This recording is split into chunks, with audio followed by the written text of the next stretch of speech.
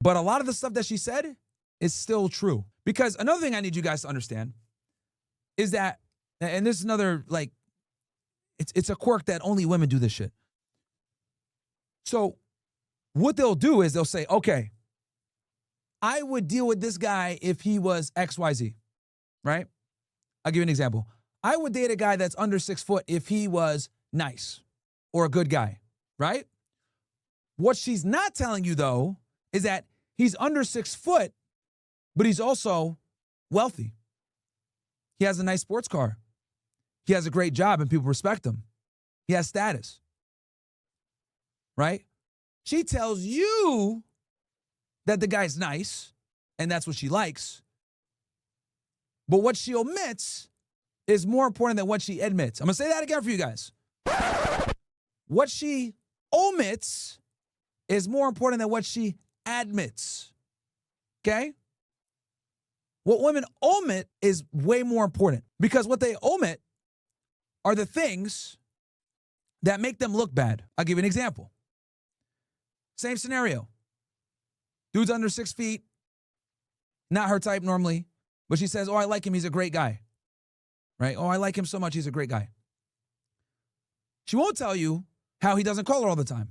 She won't tell you how he puts her in her place. She won't tell you how he's a leader and he's dominant. Because all of these traits would signify what? That she's an idiot, okay? So in other words, women are attracted to men that make them feel like idiots, but they don't want you to think that they're an idiot. Does that make sense, chat? Say that again for you guys. I want explicitly clear.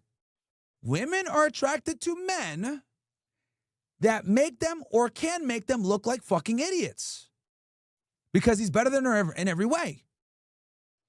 However, women don't like to vocalize this because if they vocalize this, we would not take them seriously. You understand, chat? Women's suffrage and feminism has fought really hard to get them to the point where they're getting equal rights. So if they take a step backwards and admit that their inferiority is actually what attracts them to a superiority, we would look at them sideways.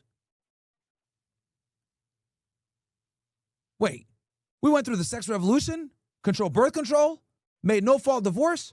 We did all this for you dumb bitches, and you guys still want to date a guy that, what? You see what I'm saying, guys? They don't want anything to come in and challenge their agency, even though they have no agency.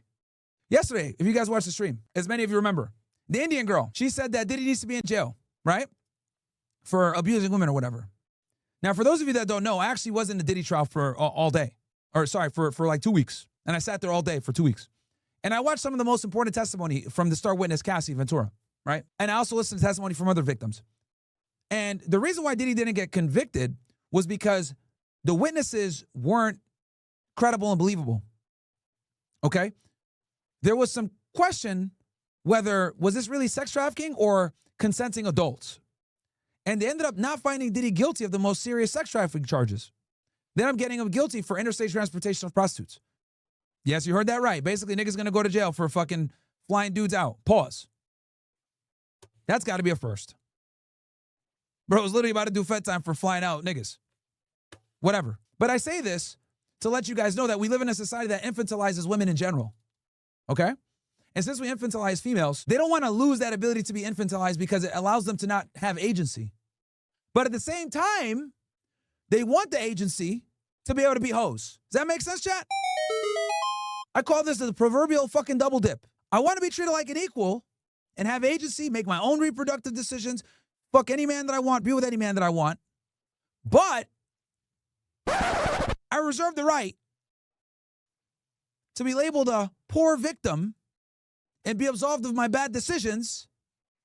And I can leverage not just the criminal courts, but the civil courts to get my pound of flesh. And this is why I fight so hard against the fucking Me Too era. Because what Me Too has basically done is it's allowed women to use the criminal justice and civil court system, weaponize it to destroy a man's character, his legacy, his empire, because she doesn't like how it ended, or she feels like she got used, or she regrets being with that individual.